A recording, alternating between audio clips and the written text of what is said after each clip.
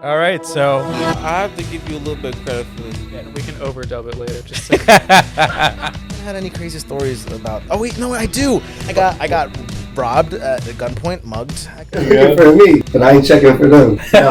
it's sleazy real estate guys. But you.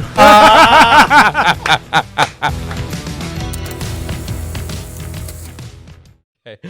All right, so here we are, another episode of the EP podcast. I got my really good friend here, Tyleer Dunn. Thank you so much for being here. Thank you, man. How are you doing, buddy? Good, not too bad. Thank you for inviting me. All is well? Yeah, all is well. How about yourself, man? It's going great, man. It's going great, man. So I'm really happy to have you here. We've been friends for a long time. I think there's a good opportunity for people to meet Tyleer. I know you're really not on socials like that, so I think this would be a good platform for people to get to know who you are, what you do, what you aspire to do, what your interests are, and then anything else we could just, talk about in the spur of the moment. Okay. So thank you for being here. Well, thank you, man. Thank you. And in the background here, I have plenty of friends. I have my buddy Ian, Jack, Jesse, Juan, and Arthur. We had the 3 J's. I just realized that. Okay. And yeah, it's gonna be a fun time. So where should we start this off? Like all the other ones, where we just take it from the top, how we met each other? Yeah, that's cool. All right. So walk me through it. I know we met each other in high school. Right. Give me a recollection of that.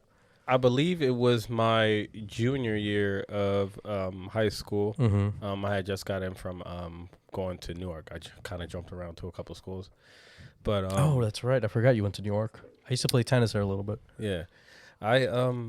We met in our auto tech class, Mr. Parsons. Was that where we met, the auto tech class? Yeah, because Oh I my knew Chris God. first. Okay. And Chris was was a good buddy. Is a good buddy of ours, and we all kind of had the same dynamic of training.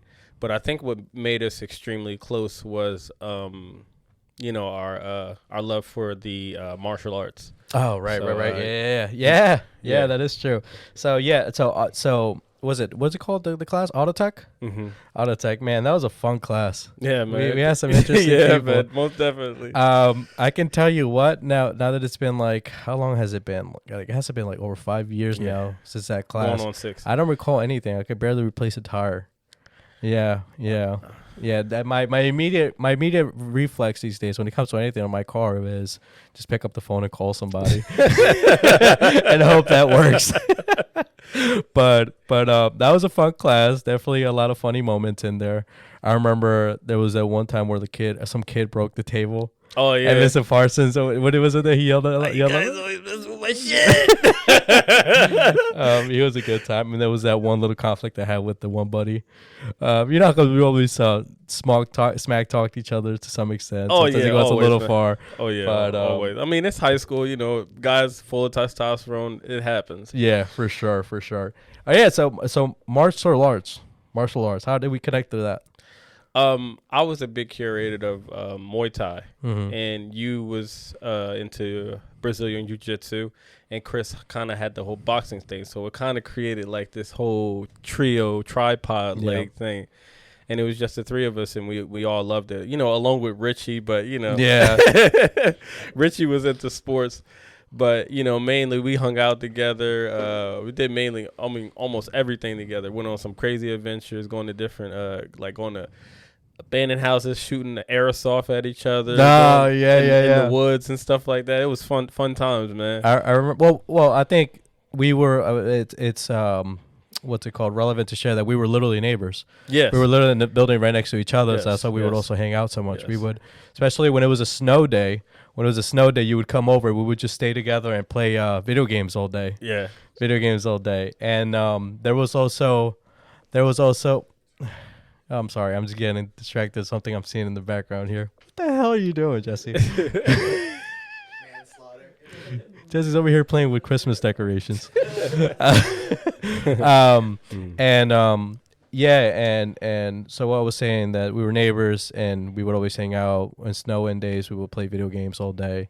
And yeah, there was a warehouse incident. It wasn't even it was like a big warehouse where we went in. You went with what, a paintball gun? Was it like, what is it? It was an aerosol. Aerosol. Was it Chris that went with a paintball gun?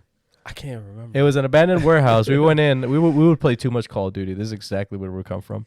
And we would go in there, and what we would do is we would get some Glow sticks. Glow sticks. We would rip them apart because it was pitch black. We would mark the floor or something like that, so we could know where the hell we were. Yeah. And we would like literally be like on each other's back like it was Call of Duty. Like we were off on something, man. We were just being silly.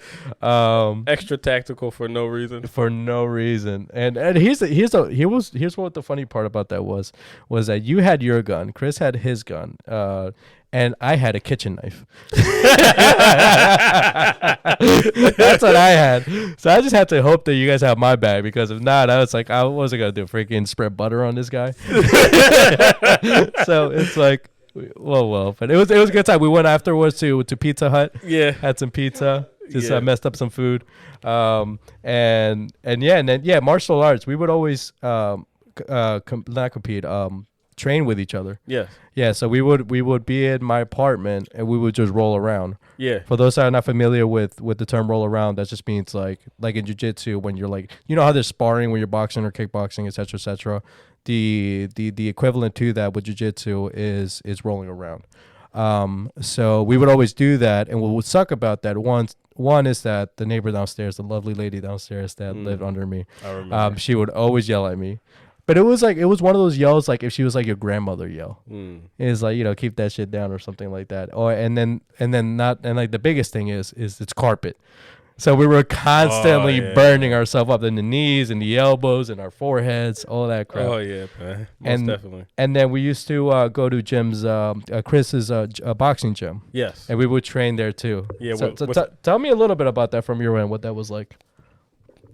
Seeing my friends all working together, because what made it extremely nice for me was that everybody brought something different to the table.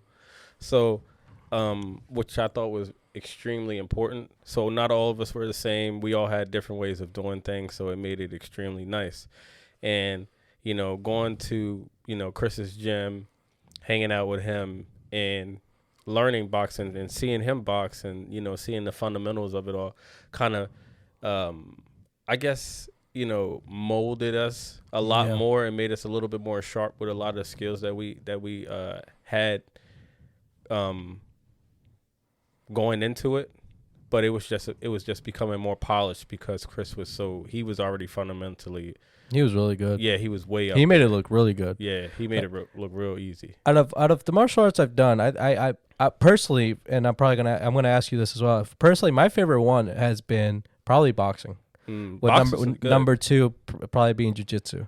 Boxing is just so beautiful in the sense of like it's literally like a dance. Yeah, it's like a dance, and obviously the better you are at it, the better it looks, the better you flow, the better you move, and it really builds up like a crazy amount of confidence. Oh yes, it does. And what I liked about Chris a lot is that he would literally study it.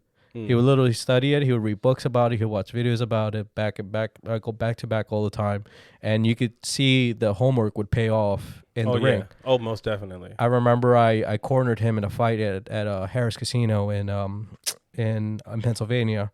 I forget where exactly, and what area, but we did that, and I cornered him. He was doing an exhibition match, and it was the first time I ever cornered somebody. We literally exited the back room, like there was music and everything. He asked me to be a cornerman. He's a good friend, so I'm like, of course I'm gonna say yes. But here I am as a cornerman, not knowing what the hell I'm doing. Like, you ever watch like a boxing match when you're the cornerman? Typically, he comes out, he puts the stool down, he like tells them what you need to do, gives them water, fixes them up, all that stuff. I'm just like, you good?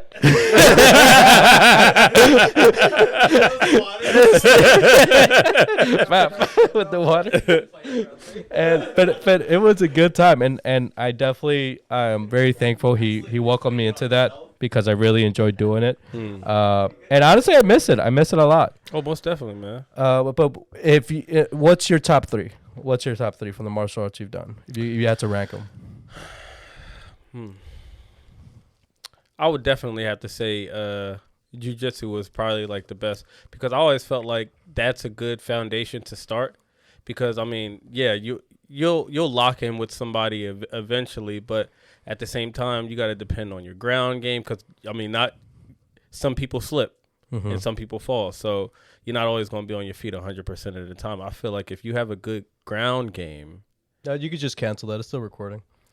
If you have a good ground game, then you'll be able to build off of that. And most of the time, most of the workouts that you do in jiu-jitsu helps you build up a huge amount of leg muscles, because a lot of times you're facing opponents that are sometimes a little bit bigger than you, and you can kind of use their momentum against them, almost kind of like judo, but not the same. Yeah, judo. Oh man, that's a crazy sport. Yeah, I always thought that boxing was a dance and jiu-jitsu is chess. Right. Right, because you got to know exactly, like, you got to know, like, you got to be X amount of moves ahead, all that stuff. Like, you got to go with the flow. There's there's wrestlers that go into jiu-jitsu and it's all aggressive. They're just, like, rushing you into shit. Whereas in jiu-jitsu, it's really just a flow. It's really just got to feel the guy out. It's literally, it's in a way a dance, but, like, on the ground. Right. And I think that boxing and jiu-jitsu, if you had to do two, are probably the most critical ones to have, because majority of the fights end up where? Right. On the ground. They start on your feet, but sometimes the majority of times they end up in the ground. Right. So that's why it's a good foundation to have. Like, I remember once I saw, we would dabble in some joking fights. I'll term it that way. And Chris was having a fight with somebody outside of the ring for fun, and Chris was trashing him boxing, but then the other guy was like a wrestler. Right. So once it came to wrestling and that two would clash, Chris would have more trouble on the ground. Right. So it's like one of those things, but it's definitely one helps out the other, kind of stuff like that. Yeah, most definitely. You lean on what you're good at. Yeah. And I always tell everybody, what I was taught when I first started with the whole Muay Thai thing was you have two separate fights. You have your official and your non-official. Your non-official is the one where you're fighting somebody where anything goes. Mm-hmm. Anything can happen. So, and a lot of times with those fights, the guy is hyped up so much on adrenaline that they lose their breath within 20 seconds. Within 20 seconds of fighting you. A lot of people don't know that. That's why a lot of times fights go to the ground. Yeah. So, do you remember that one time we went to 302 BJJ? Yeah. For a trial. That was fun. And we got our asses handed to us. Yeah, man. Boy. I thought I knew some stuff, but I was like, yo, there's no way. And there's video of this. Yeah? Yeah, Richard, remember I recorded this session? I don't even remember. Yeah, I got a video of the entire session of our asses getting beat for hours. Yeah, I might roll that clip if I find it. But that was fun. Yeah, it was fun though, because I learned so much. I learned so much from that experience, and this was us just breaking into their practice. Yeah. So I learned so much from those guys, and that's the way life goes, man. Yeah, you're gonna want to learn from people that's definitely been in it a lot longer than you. Yeah, man. You know I got love for you, man. You know I got love for you, but you never made me tap. I feel like no, and I'm gonna be honest when I say this. A lot of times, I'm just teasing you. Yeah, of course. A lot of times I don't never take. Of course. Yeah, sure. But if I'm gonna be honest about it, I've always felt that when I put people in certain positions, because we did the whole wrestling thing in high school. Mm-hmm. Whether it be friend or anything, I feel like whenever I put somebody down, if I put them down hard, and I put people down hard, mm-hmm. They get real serious, mm-hmm. and then they want to fight. And I don't feel like fighting somebody, because now I gotta fight you. We gotta do this and that and do this whole dance. But to be honest with you, I never took any of our sparring matches with each other serious. I was looking at it more from an educational standpoint. I get it. I mean, you gotta tell yourself what you need to tell yourself to fall asleep at night. I get it. Yeah. We're all just teasing around. But yeah, I remember me and Chris used to roll around the apartment all the time, man. All the time. And we would do like mid sessions outside of the apartment. That was fun. We were on our stuff, man. We were on our shit. That was fun. There was no one would F with us. I learned a lot of techniques from you guys, man. It was a treat. Hanging out with you guys on the weekends and learning different things. Likewise. Yeah, man. That was good stuff. Yeah, so that was us meeting and what got us together and all that stuff. What industry you in? What are you working on these days? Right now, what is it that you do for work? Right now, I work for a freight lining company. Okay, what got you in there? My older brother. Really? Yeah, he got me into that. I work in the operations department, But that's just a small tidbit. Mainly, my main focus is welding, so I do Okay. that outside of work.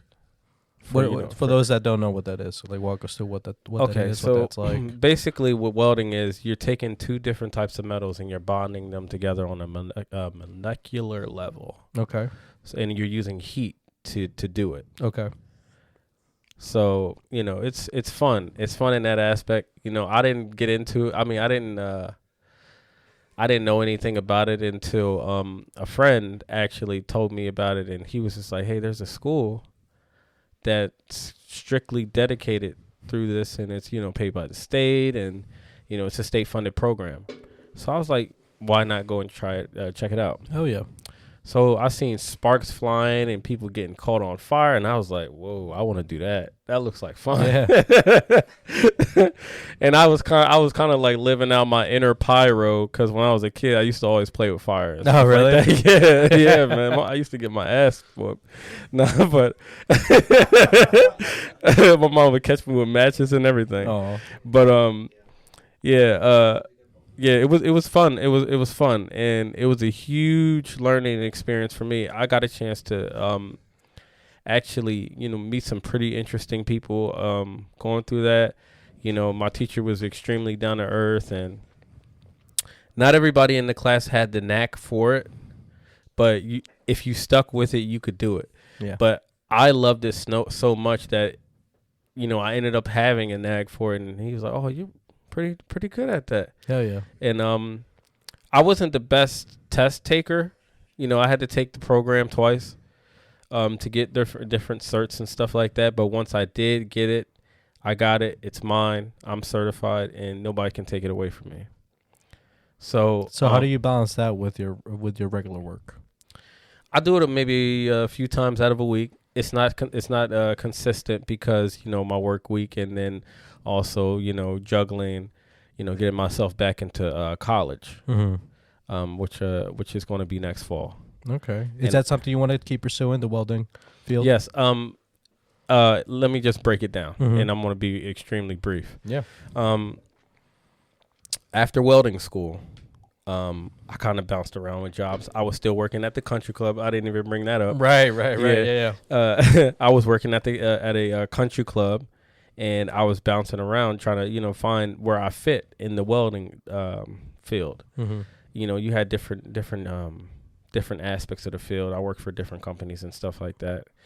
But I wanted to find a spot where I could kind of call home and hone some new skills. I was bored. Yeah. So I got with this company called Associated Truck Parts. And what they do is they rebuild and remanufacture drive shafts for tractor trailers, dump trucks, and even prop shafts for gas tankers and even tanks for the military. So it was really, really fun. I had a good boss. He was fun. I mean, he's a really, really great guy. And he took me under his wing. I was 22 years old, and he took me under his wing.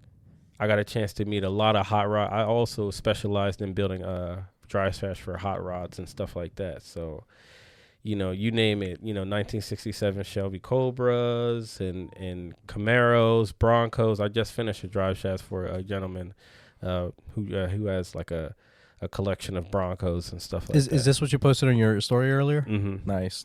So it was fun. So what did you post in your story earlier for those? That was a 2-piece drive shaft. What was the situation with that? It needed to be U-joints replaced and needed to be cut and rebalanced. Okay. So usually with that stuff, the customer's not trying to spend an arm and a leg to buy a whole new drive shaft. So he wants me to repair it. So then I have to diagnose it, and that takes time because there's a lot of math involved. What they don't tell you is, the customer, they want it fast right away, but they don't understand the math, and, there's a little bit of physics involved in it. 1 ounce of weight spinning at 1,000 RPMs is 80 pounds, but they don't know that. Do you directly deal with the customer? Mm-hmm. Wow. So they just tell me, hey, it's broken. I need it fixed.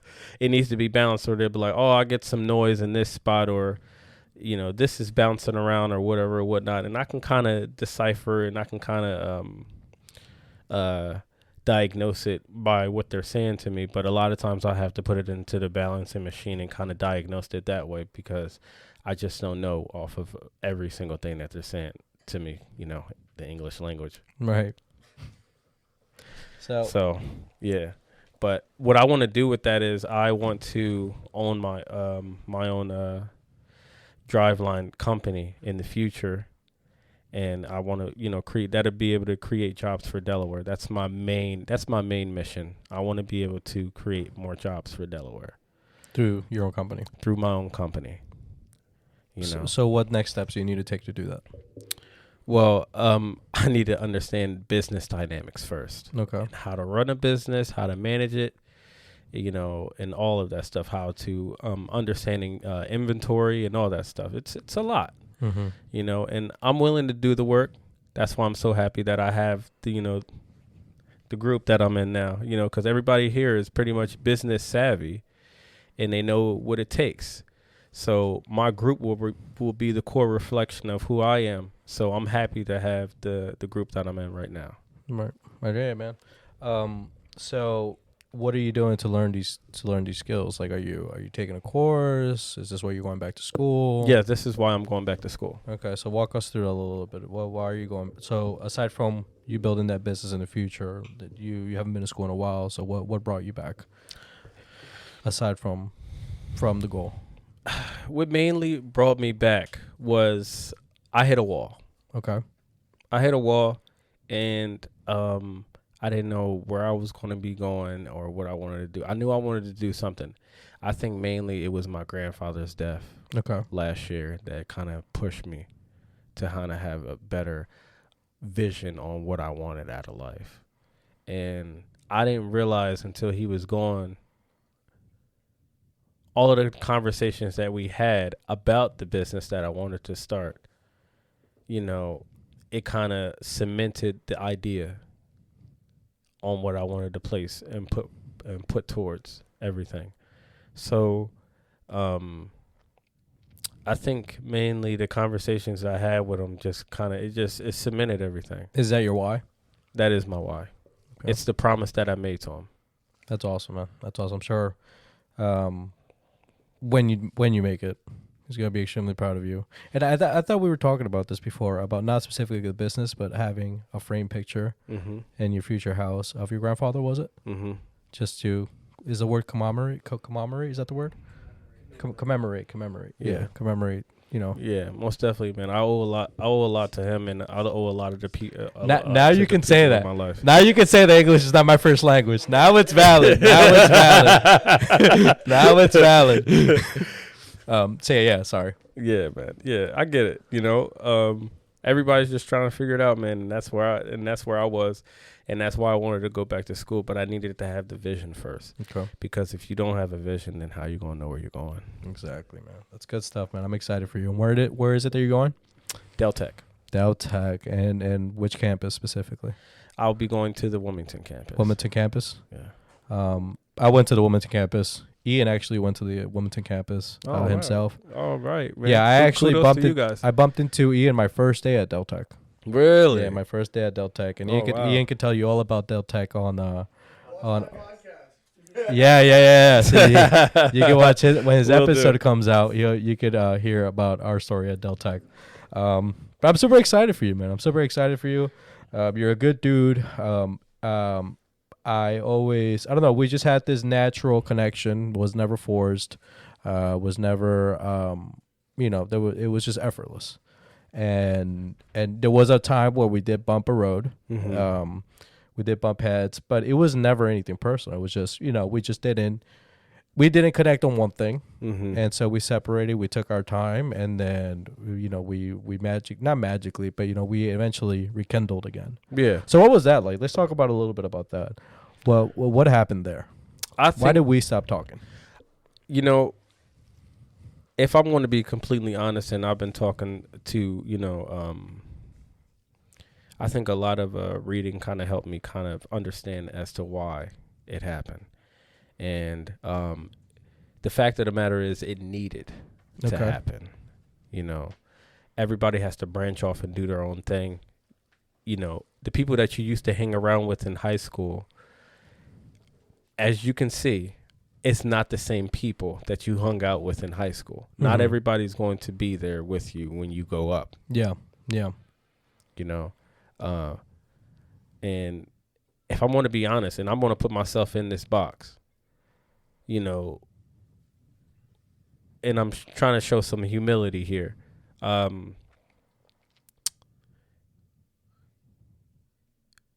This whole saying goes, if you're the smartest person in the room, get out of the room. Mm. And I think that's where we both were. And we both needed to kind of go away and do our own thing. That way we can kind of have a story. We had to water other relationships with ourselves to kind of come back and be like, all right, well, how you been, man? Yeah, we had to do our own growing, yeah. Yeah, you have to do your own growing, man. And that's a part of the growing process. Not everybody's going to be there with you right away, but at least you can be like, you know, we're men. So we're going to be like, all right. Did you just assume my gender? What are your pronouns? This is a short right here. I'll get back to you on that. Okay. All right. As soon as you let me know what your identity pronouns are, I will use them. Okay. So yeah, we had to do growing, and you magically called me up one day. Yeah. I randomly called me up one day. I was going through some things, and to be honest with you, I kind of needed my best friend, and I needed, you know, your advice on a few things, and also I just wanted to talk to you, see where you were, and everybody knows that I'm not on social medias and stuff like that, and I think it's mainly because it's just too distracting for me. Yeah. I think everybody else would agree with you that it's just distracting in general. Yeah, I was just never. That is their goal. Yeah. To distract you. So. Yeah, I never was a huge curator of social media. I always felt like it was just a huge time hole where it kind of snatches quite a bit of time away from your life, and you're looking at somebody else's false perception of reality. Mm-hmm. Because you know, they have this perfect life. They have the perfect car, perfect wife, perfect kids, you know, perfect family. And it's not like that. You know, it's almost kind of like watching a movie, you know, a really good movie, like a decent one. And you're like, all of this great stuff is going on, but they don't show you what's in between the panels. Like, you know, everybody wants this happily ever after relationship. And, you know, they don't tell you that the princess has bad credit. Or the prince has sleep apnea. You know what I mean? He has congestive heart failure. They don't talk about those realities. Those yeah. Yeah. I mean, yeah. So I was just like, so real, so quick. Yeah, that's what I'm saying, because those are real things. And I feel like on social media, people don't paint the real. No, they don't. They man. put their best face forward. Yeah, that's what they do. I mean, I can speak for that myself. Like, when you go on my social media, I look like I'm living an amazing fucking life. Like, it's like the best things ever. I'm in this place. I'm in this place. I'm in that place. I'm achieving this. I'm achieving that. But no one's seeing the horrible days in the background. Yeah. No one's seeing the crying, the anger, the frustration, the hard times, the fights. No one sees that. No one sees that because you know why? And you know why? Because this is what Ian said the other day. Ian, what did you post on your story the other day, on your Snapchat story when you were going into the gym with the Access shirt? What did you say? You said no one cares. Work harder. Mm. Yeah, because at the end of the day, no one cares. Nobody cares. What's that one quote about the 80% of people like don't care about your problems and 20% of them are glad you have them? No, is that how it goes? It's is that what that was it says 80% don't care, the other 20% happy it's you and not them. Yeah. So yeah. I definitely know that. I'm a firm believer in that quote. And you know, there's another video I've seen on Instagram that it's this guy, well-dressed guy. He says, you post a picture on Instagram, you get 10 likes. You post a story on your Instagram, you get 100 views. And that goes to show that not everybody likes you, but everybody's watching. So That's deep. That's true. That's true, man. And that's Because the world doesn't owe you understanding. Right, because there's people that praise you and there's people that behind you are dissing you. Yep, they're envious. But that's, you know what else, it's another saying? You know what's another saying too? And I forget who said this, but it's, if you ain't got no haters, then you ain't popping. So, hey man, I hear you. So yeah, it's not a bad thing that you're not on social media. You're not missing out on much. If you have to run a business, you need to be on social media. Hire that shit out. Yeah, you most definitely. Focus on your craft. You need to be on that. That is the only reason why I would even use social media for it. It'd be a marketing tool. Yeah, that's 100% what it is. Yeah, to get out there, to put my stamp on my business so other people can kind of look at it and be like, oh, okay, well, he does that. All right, well, now I know where to go. Yeah, for sure. So yeah, all right. So we rekindled after that. We rekindled after our brief time away from each other, which was really, really good. Everybody got a lot of growing done, and everybody, It was business per usual after that. Yep.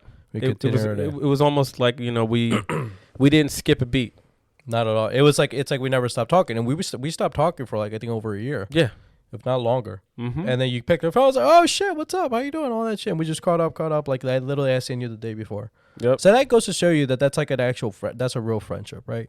A friendship is the kind where you could talk to somebody one day, not hear from them, or talk or have any direct communication with for several months down the road, and then say you bump at each other at a bar, and then you're freaking excited as hell to see each other, right? Because there's no feeling any type of way about anything like that. You're just happy to see each other because it's gone. What's up? Yeah, I said you forget why you were upset with each other because those feelings are gone. Yeah, because it was never anything serious at the end of the day. Exactly. So, okay. So we talked about your job, welding, going back to school. Very excited for you. Build that business. No social media. Not missing out on anything. Doing yourself a big favor. Because they say, social media, you're either using it or it's using you. So there was something that you wanted to talk about. Oh, okay. There's something that interests you. I wanted to, or everybody here was interested. How we structure. Okay, sure. You're feeding the demand of something, apparently. Everybody was interested in my ideas on relationships. So relationships. All right. So what specifically? What do you want to talk about relationships? I mean, I don't know. Does anybody have any questions? Well, let's go very base. Okay. Okay. Let's talk about today's relationships. Okay. What people are our age, just say anywhere from 20 to 25, 20 to 25, 26. Okay. What are relationships like that these days? What do you think of them? What's your overall sentiment of them? If I'm going to be honest, we overly complicate things. What do you mean by that? What do we overcomplicate? Oh shit! All right. We're going. I could just see that short clip. We're going. What do we complicate? We're gonna go real deep. Oof. Right. I got boots in my closet. My perception of what dating is like now, I feel like a lot of us are going through so much on our day-to-day lives that we haven't even stopped and take a moment to actually look at ourselves. Mm-hmm. And a lot of people don't even actually know what they want out of a relationship. That's why most of the time they get into the wrong ones. Okay. Or they're not who they would want to date. And you have to really ask yourself the question, am I who would I want to date me? Really, and really ask yourself the question. Like, sit at the edge of your bed, grab a notebook, and write these things down. What do I actually want out of a relationship? And make them simple. Don't overcomplicate everything, because when you do that, you strive for perfection, and we are far from perfect. Can you give me details of examples of what these simple things are? So, showing up for somebody. Okay. Being compassionate. It's almost kind of like opening the door for somebody and letting them in. it's just it's kind of like that, and it's routine, and it's not done out of love or anything like that. It's routine. It's almost kind of like a reflex. So when you have that type of dating dynamic, you get that divine pairing. So you get paired with somebody whom you're actually supposed to be with, because you're mature enough to know what it looks like, not to find it, because love it doesn't work like that. If I had to really say anything about it, everybody and anybody is capable of being in a relationship with anyone. It just depends on where you are in your life. Are you mature enough to deal with that pressure? Because the pressures of a relationship is serious. That's why they call it heartbreak, because it really, really damages you because it's so unexpected. And you invest your time, resources, a lot of things. And people want different things out of a relationship. Don't always assume that the other person wants the same things that you want out of the relationship. And you understand that, you'll be able to come to a common ground and realize where you are, and also knowing that person's love language and how to deal with them on a consistent basis. I mean, not deal with them, but love them on a consistent basis, because you wake up every day and you choose one another. You choose to be with that person. So, what do you think about hookup culture? It's a time and place for it. Okay. For me, I think it's an experience that I hate to say it, because I'm religious, but I think it's something that and just to dive into a little bit for those that don't really know what that is. I mean, it's pretty self-explanatory, but it's literally people that just go around, and their main intent is literally just to go out and get laid. Yeah, that's literally what it is. Yeah. What's up? I thought you were going to explain religion. What are you pointing at? Oh no! What are you pointing at? Oh no, that's not Excuse what me, we do here, sir. You have to make that walk on your own, sir. Actually, you know what? Give me a drink. Actually, would someone mind getting me a drink, please? Thank you so much. I appreciate you. We're cool now. We're cool now. So yeah, that's people just go out and their main intent is It's just just to I'm hook gonna up. get laid. Yeah, I'm just going to hook up. Yeah. And there's a time and place for that. But I think it's important. See, that's why I say you have to be very, very careful. Oh man. Okay. You have to be very, very careful with who you hook up with and the intentions of you hooking up with them. See, so for those that do it, mm-hmm. now I've seen people go about it differently. Mm-hmm. Majority of people, what I've seen is that they say everything that they think the other person wants to hear, right? Just so they could get them home. Do you think that's if your sole intent is to do hookup to be in hookup culture? Do you think that people should play the game like that, or should they just be upfront, straightforward, let them know what it is they want at the door? I feel like you should let the person know right at the door. But then again, I feel like the person already knows what you about. Because most of those guys that do get the girls like that, they're coming from a genuine standpoint. There are no gimmicks when they approach a female. There are no trap doors or hidden mirrors or anything like that. They're being themselves, true to themselves. That's why a female can feel comfortable when she talks to them. Yeah. I always tell everybody the same thing. I don't chase girls. I chase the conversation. Okay. What I mean by that is when you have good conversations with females, they'll feel a lot more comfortable and they'll feel more inclined to talk to you. And when a person feels more inclined to talk to you, then they'll be more inclined to spend a day with you or spend a night with you, or they feel comfortable around you. But how do you chase a conversation without approaching the female? How do you chase the conversation? Yeah, because if in some sense you have to approach a female, or you got to be in such a perfect scenario where you're just next to a chick that just a random conversation happens. So if your intent is to do that, to chase a conversation, how do you go about it? Mainly, you pick a topic. Okay. And you let her explain it. Okay.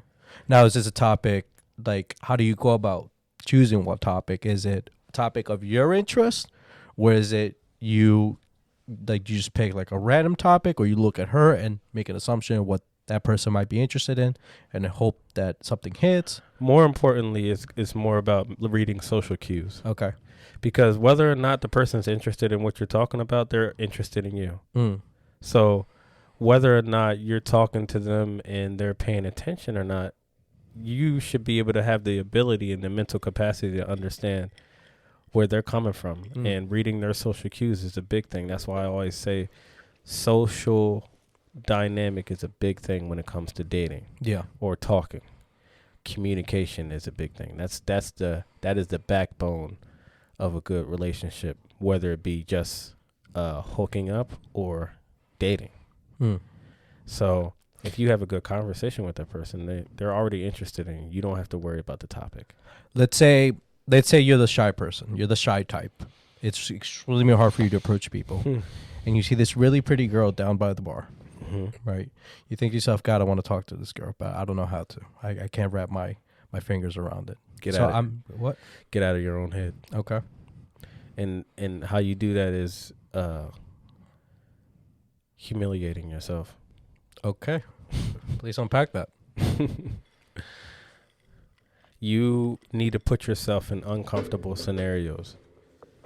So once you do that, you'll feel a lot more inclined to go up to people you don't know. Like, and I'm gonna talk about myself here. So real quick, when you say humiliating yourself, do you mean just stepping out of your comfort zone? Okay. Because I thought my head went to another place. I thought humiliating yourself like bust your ass or something and hope you get a laugh out of it and then spark conversation and stuff like that. You should never play. Like you ever seen that one Tom and Jerry clip? Yeah. Which one is the cat? Tom. He does this thing where it's like the smoothest game I've ever seen. It's like he flips a cigar, he does all these tricks, and then like he tips the hat, and then he goes up to her and like does this thing, and like it sparks a conversation. He has a can of tobacco, whips out a paper, he rolls the tobacco, rolls the cigarette. Yeah. He gets Jerry to lick that shit, and then he like throws it up, and then he gets his like revolver, he's like, ha.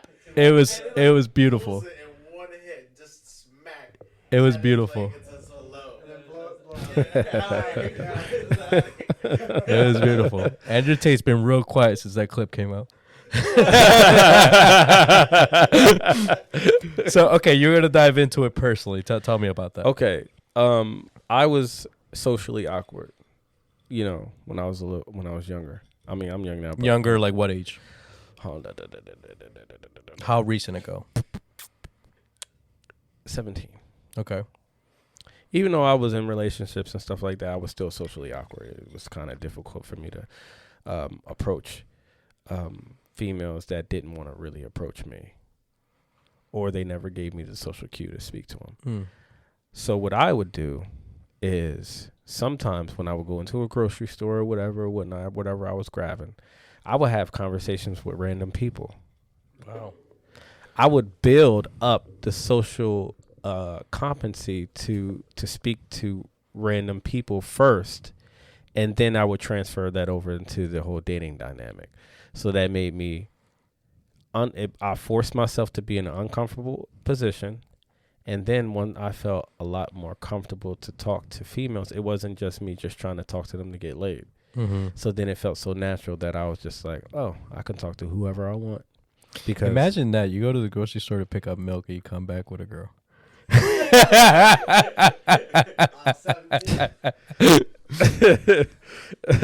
I mean, it's and then you bring back the farm. Yeah, and it's crazy. It's crazy I did that because I'm gonna be honest, man. My brother, my uncles, and my grandfather, they all had that. They already had that in them to talk to females and stuff like that. They already had that in them. I was the black sheep. Okay. And they knew that. They watched me stutter, talk to a female. Okay. Talk. Trust me. Been there before. You know what I mean? So, like I said, having that social competency is a big thing. Getting out of your comfort zone, just going out to be sociable, chasing conversations. And you don't have to do a lot of talking. It's not a lot. A lot of conversations that I had was like, hey, can you, do you think this would pair well with this, or a lot of times they would ask me to hand them something because they might be too short to grab it, or I might be in front of it, or ask them to grab it, and I would just they would spark a conversation with me, and it wouldn't be me. A lot of times it wouldn't even be me talking to them; it would be them talking to me. Mm-hmm. So now, I'd like to ask you, who do you think it's harder to date? Who do you think it's harder for to date in today's world, women or men? I'm gonna be honest. It's a lot harder for guys to date girls now. Why is that? Because most girls are attracted to the same guy. Really, what does that mean? The whole Disney fairy tale, social media, perfection. Mm-hmm. Like I said, we're all out here trying to chase the person that we actually want to be with, but also not realizing that even if we had that person, we wouldn't be right for them because we're not comfortable in our own skin. So if you can't be good on your own, how you gonna be good with somebody? And I'm not talking about your ability to be an adult. You don't get a hand clap or a pat on the back for being an adult. Like, I got my own car, I got my own house, I got this, I got that. I'm like, nobody cares about that. I posted a video about this the other day on Instagram story. Yeah, nobody cares. It was when girls brag about normal life thing, like life adult things, like I cook, I clean, I have my own car, I have my job. It does not matter. Guys I'm a Scorpio. Yeah, guys don't care about that stuff, man. And and if you actually sit guys down and actually talk to them, and I'm talking about the ones that are going to be brutally honest with you, they don't care about that stuff, man. Because you know why? Men don't get a pat on the back. We hold each other accountable for the things that we do. I say men are extremely more criticized. Men criticize other men for the stupid things that we do. Like, let's be honest. Like, if you look on social media, scroll through your story, you'll see other men bashing each other. And we do it harshly because we know that that's not acceptable. Mm-hmm. But women don't do that. And that's okay. That's fine. But as a consequence to that, you get a lot of females that don't know what they're doing wrong. So how are they going to correct themselves? Right? It's almost kind of like having a child. And if you don't correct them when they're doing something wrong, they're going to think it's okay. I'm not saying that all women are children. I'm not saying that at all. But what I am going to say is, if you don't correct yourself when you're doing something wrong, it's going to feel normal to do it. And that's destructive, because then you made a life for yourself where you feel as though every single thing that there's no room for improvement, in lamest terms. Now, there's something I want to ask, but it might be a complicated question for you to ask because we could cut this out if need be, but like you're seeing someone, right? You're seeing someone, right? Yeah. So, and what's the term for it when you're only seeing one person? Monogamy, is that what it is? So, monogamous. Yeah. Do you believe in that? I do. Okay. So please elaborate. Okay. All right. So my thing with that is I'm a spiritual person. I'm religious. So I believe that every man is incomplete. That's why you have boys to men. So every boy is incomplete until he finds his girl or his wife. So, or his queen. So, you said squeaky, didn't you? Did you say squeaky or queen? Oh, I heard squeaky. He said squeaky. Until every single man finds a squeaky. Nah, but yeah, until a man finds his queen. Because if you look back into the Bible, as far as the Bible goes, he talks about how God made woman from Adam's rib. And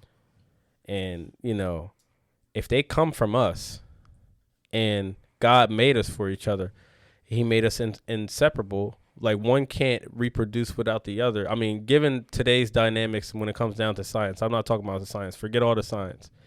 When it comes down to, I'm talking like caveman, we need each other. So we're incomplete. There are certain things that a man does that only a man can do. And there are certain things that a woman can do that a man just cannot. So understanding those two differences and knowing that you're incomplete, you'll put yourself in a more realistic position when it comes to choosing a mate. So you'll be like, okay, well, I'm incomplete. I'm not perfect. And I know that this person adds value to my life. So why do I need anything more? So then what do you say about the people that have these quote unquote rosters and the starters and bench players? Like what do you have to say about that? It's immature. It's somebody who doesn't live a disciplined life. And if you're truly disciplined about your life and how you go about doing things, then all that other stuff cuts out. Because when you numb it all down to, sex, you can only do that for what? How long? You know? Because that's a lot of times, that's why most guys have those other girls around. It's mainly for sex. So, and that's, for me, the way I look at that, guys that do that, it's just, you know, that's them. If that's how they want to go about doing things. But for me, on my side of the fence, how I do things, I just look at it as very immature. Somebody who's not complete, because they're still out there looking for their Eve, you know? So, yeah, you know, if that's how they want to live their life, that's how they want to live their life. But I try to live life in a spiritual way, and I try to do it in a righteous way so that, you know, I'm honoring the ones who came before me. So when I have, those are the type of constraints that I've put on my life. So if I'm honoring the people that came before me, then nothing can be against me. And the whole monogamy thing, I don't even look at it as that label. I look at it as me being faithful, not only to myself, not only to her, but to God too, because he's in the middle of that. And he's you know, it's going to come a time where we come together and we become one. And that's why the whole tradition of wrapping the cord around each other in marriage or jump in the broom or anything like that. It's when you're taking two households together and you're becoming one. People say marriage is a contract and all this other stuff. No, because back then people didn't have everything that we have now. You know, 40 acres and a mule and all that other stuff. You know, if you really think about it, if all that stuff was taken away and we were based down to our basic abilities on what we can do in life, and it was for survival, marriage was the best thing that could ever happen, because it teaches us to be protectors and providers of our homes. It teaches men to be chivalrous. And I feel like a lot of men have given up on being chivalry because it's not respected anymore. So that's why most men, it's a lot harder for them to date women now, because chivalry is just dead. Do you feel like, and this is something I've been hearing a lot recently, do you think that masculinity is going down? Like men are not stepping up to the plate. Definitely They're getting softer or whatever the case might be. Definitely. What do you say to the person that says, well, there's nothing wrong with a man being vulnerable and showing his soft side and, you know, having his down days and all that stuff like that? This world is too harsh for you to be overly feminine. Yes, okay, so there's a balance. A female has about 80% femininity, 20% masculine, because she uses that 20% of masculinity to vet you if you're going to be a good mate or not, if you're going to be able to protect and provide. Men, 80% masculine, 20% feminine. Why do we have 20% of femininity? It's because we use that in the service of caring for our family, caring for our children, and also loving our wife. So we have to have some type of soft spot for her. We can't be hard all the time. It doesn't work like that. There has to be a balance, because if you don't, they'll cancel each other out. Wow. Does anyone have any questions for Tyleer on relationships? Not on relationships. Okay. I want to. But real quick, does anyone have any relationships for Tyleer? Questions on relationships for Tyleer while we're here on this topic? I just want to say how right you were about the disrespectful thing. Oh, okay. I mean, it says in the book I read too. Yeah, Yeah. he is vouching for Tyleer. Yeah. I mean, females will only do what you allow them to do, and I think it's important for you to, have your own life. Have your own life. Have your own friends. A decent week for me would be, I would spend 2 days by myself. 2 days by myself. 2 days with her. 1 day with my friends. And she can be with her friends, and then another day with a collective of friends, with her friends, my friends. We all be together. That's a perfect week for me. Mm-hmm. And it gives you space away from each other, and that's important. It's important to have a little bit of space. You don't need to be up underneath of your significant other 24/7, because it's suffocating. And they say, females will always say, "Oh, I want you around, and I love you, and I want you to be there." Mm-mm. Space is a good thing, because it gives you a chance to water those other relationships that you have, and also build yourself up in the process too. And then when it's time for you guys to be together and be alone, you're like, "Oh my God, I haven't seen you in a while," and the attraction is still there. Yeah. Because if you're around each other all the time, you have nothing new to talk about. Nope. Because you already know everything that's going on. Exactly. And it dies out quick after that. To the point where you might get frustrated being around each other. Exactly. You start hating one another. Mhm. Yep.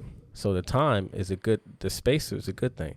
Not a whole lot of space, but just enough. Just enough. Just enough, because a lot of guys don't know this, but females get bored faster than men. Okay. And they won't tell you that. It's indirectly. And being able, like I said, social cues is a big thing. So you should be able to pick up on when she's feeling a certain type of way. Back off. Even though she doesn't want you to, you need to back off. You need to back off and give her that space. So you should I don't know if the right word is recommend, but you should tell your lady from time to time, hey, go spend time with your friends, go see your family, go do this, go do that for yourself. Mm-hmm. Kind of stuff like that. Yep. And the good thing, and I'm going to shed a little light on my relationship. The good thing about, Just real quick. So you're going to shed a little bit of light on your relationship. Let's hit record, then record again. All right. You're shedding light on your relationship. I'm just going to give you a small little snippet. Okay. The good thing is that, I work a lot. Mm-hmm. She works a good amount as well. We also don't live together. Mm-hmm. So we have to make time for each other. For sure. So there's some effort put into a lot of that. Mm-hmm. And also she travels, so that gives her space away from me. She still calls me and everything, but there's space there. So that attraction's there. It's gonna stay where it's at, because that's how it should be. Because you have to grow as a person, and not everybody's going to love you the same thing every year. The same way every year. So depending on how long you've been with that person, if you've been with that person for 7 years, you've been in love with a person 7 different times, because each year a person changes. So you dated 7 different women. So I know you told me that you specifically read books on relationships, love. Mm-hmm. Is there any books that you recommend for people to read that are interested in strengthening their relationship muscle, per se? I would say, I would say for men or for women. For what? For men or for women. Do you remember the author? No, I'm saying which. Oh, I'm sorry. I thought it was which a demographic? Give us one for men. Give us one for women. All right, one for men. I would have to say I would definitely have to recommend No More Mr. Nice Guy. And why is that? A lot of guys suffer from the nice guy syndrome in this day. Which and is what? Needy codependency, Mm. overly anxious codependency from their females. You know, girls like to chase. They won't tell you that, but they like to chase. And don't be overly nice. Don't be clingy, and don't do that stuff. Mm. That book gives you a good foundation to start with. Not only does it teach you how to be a good partner, but it also teaches you the good foundations of a man. So No More Mr. Nice Guy. I can't remember the author's name, but It's a well-known book. Well, I'll pop it up somewhere. also The Subtle Art to Not Giving a Fuck. And is this for ladies or for guys? That one's for both. Okay. Because I do know a few ladies who have that book in their shelf. It's good. It's definitely good. There's a few other books, but I can't name them right now. Oh, what about for specifically for a lady? I would say men are from Mars, women are from Venus. Mm. Why is that?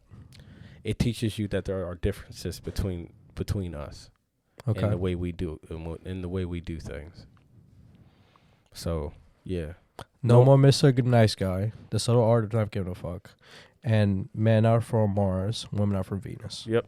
Okay, so guys, write that down. Do your homework.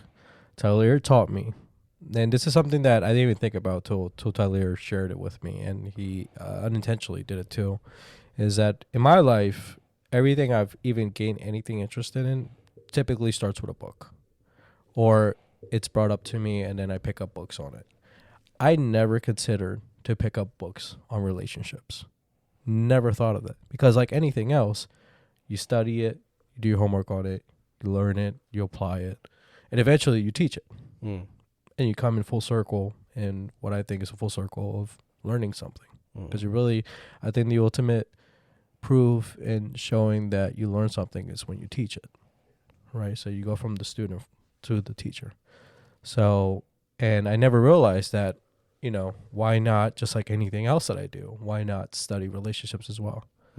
So, and this was something you recently brought to light to me. So I will definitely be shopping for those books.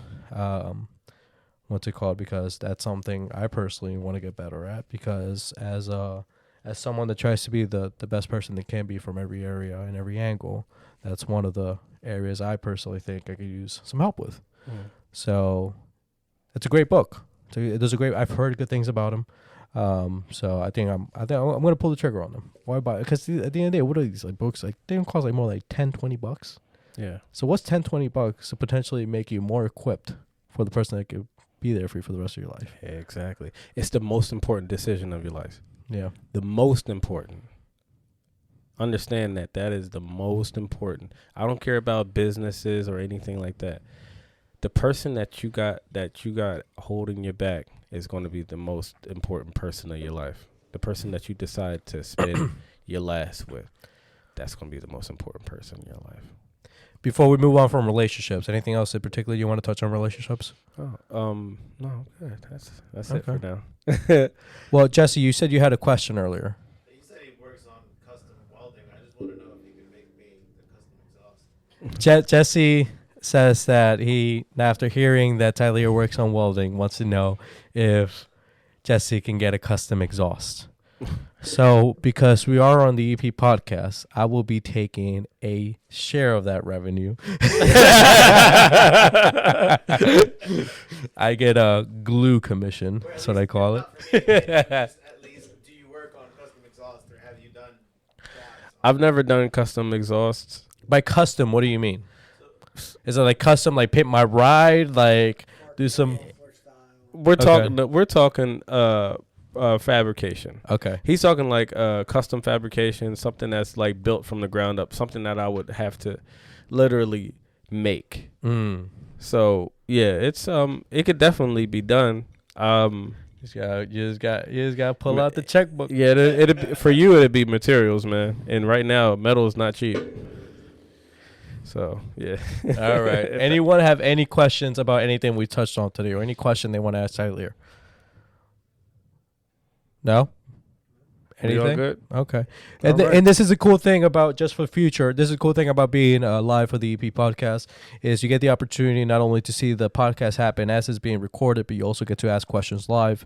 So this is something I'm potentially going to bring into the future, because, you know, I'm bringing in to my home because it's being held in my home, the people that I trust and have known for a long time. So that's why I'm happy to have them any chance that is possible, because we just get a better experience overall when we all enjoy it together as a group. But is there anything else you want to talk about? Do you have any questions for me? Anything else you want to touch on? When's the next summit? The next summit. Oh, Ian, you hear this? He asked me when's the next summit. When's the next summit? Should we talk about this? Should we briefly talk about this? Summit? Yeah, I did miss the summit. You were there for it. You didn't see him there. Oh, he's just saying that. He's just saying that. Okay, should we briefly tell you that by summit he is talking about EPEX, right? You're talking about EPEX. What's EPEX? Well, we'll briefly mention it. We'll very briefly mention it because Ian, a couple episodes ago, he said pause right there. Stay tuned for the next episode. So we'll make that this episode.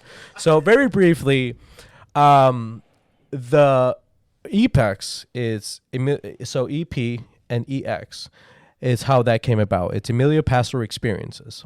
Now, for the longest time, I would always be the one that would set up trips and getaways for my buddies and I to specific locations so we go out and party and have fun and all that stuff. And that was all fine and dandy. We would have a great time. We would have a blast, and we would have stories to tell after that. But where it became a challenge was, you know, you get older, things you find interesting over time changes, right? And I started thinking to myself, because we were planning a beach trip. We were going to rent out a beach house. And I thought to myself, you know what? This is not our first time doing this. And I want it to be special. So what did I think about when I was thinking about the term special? Every time we left these trips, we were able to recite anything other than the bars we went to, the drinks we had, and the nights we couldn't remember, right? So I wanted to bring more value to us. And how did I do that? What I did is I brought a skill development event called EPEX, right? Where you get to build your skills as a personal person and a person outside of that as well. So what does that mean? Is we bring people that are specifically catered and specialized in specific fields so they could talk to us on what it is that they specialize and educate us on that specific topic. Now the beautiful thing about that, because this is already done, this is an existing industry, this is the what's it called, the growth industry, the self-help industry, but the fun thing about it is with a twist. Now what's that twist? It's almost like a getaway. What I mean by that, we get to go to a location. It's small and private, so it's not 100, 200 people. It's maybe 20.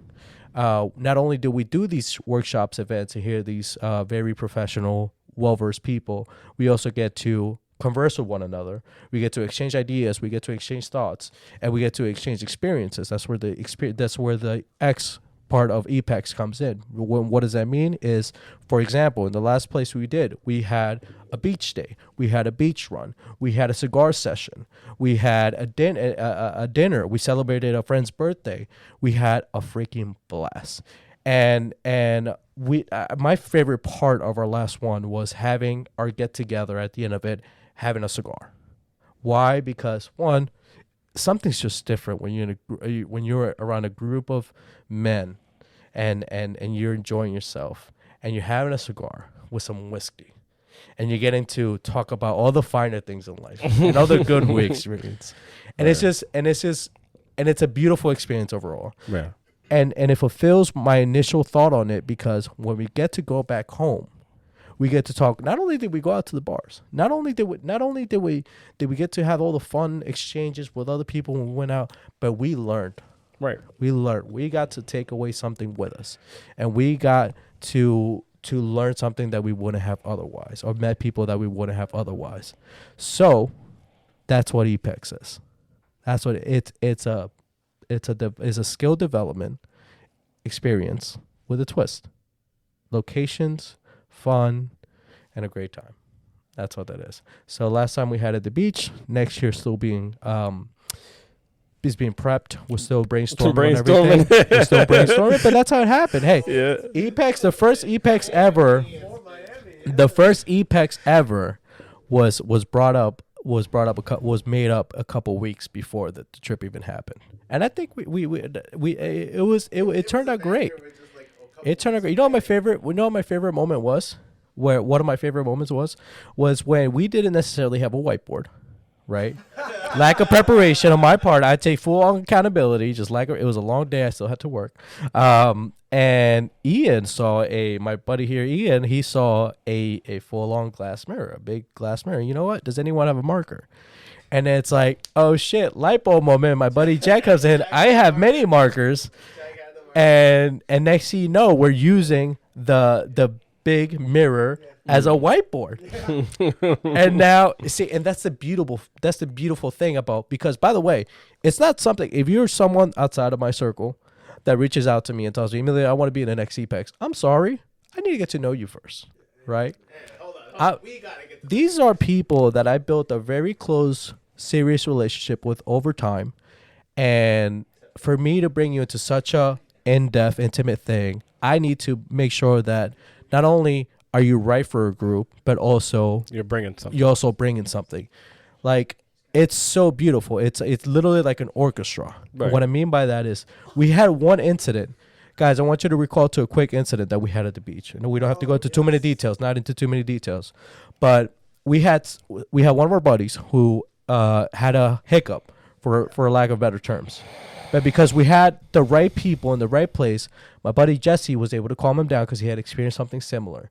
My buddy Jack, you did something in specific too. I think, well, huh? Yeah, Jack helped with getting us from place to place. And my buddy Ian, he specializes in what it's first aid service. So, and he did that for our friend, and it was I kind of was just there, but but the beautiful thing about when you create your baby is it's when you step away from it and you see it happen in front of you. I was like, holy shit, this is beautiful. Like, this is amazing. Oh, no, actually, what I did was I consoled the person. So,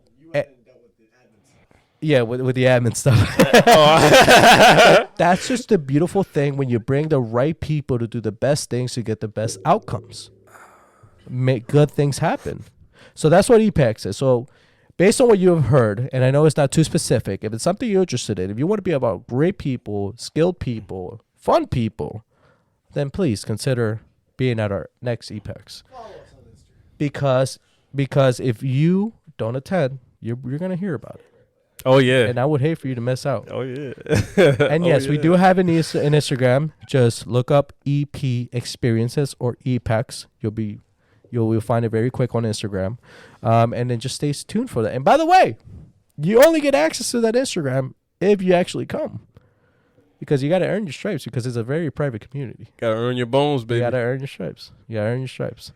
So that's and next, we know we're thinking Miami, we're thinking New York, we're thinking all these different places. I thought it was going to be New York. It's all over the place. But right now, we'll Ann Arbor. all have or England, or Manchester. But that's like the best thing, because we could all sit down and talk about it, even if it's in a virtual call. Oh yeah, that'd be dope. But yeah, so anything else, Tyleer?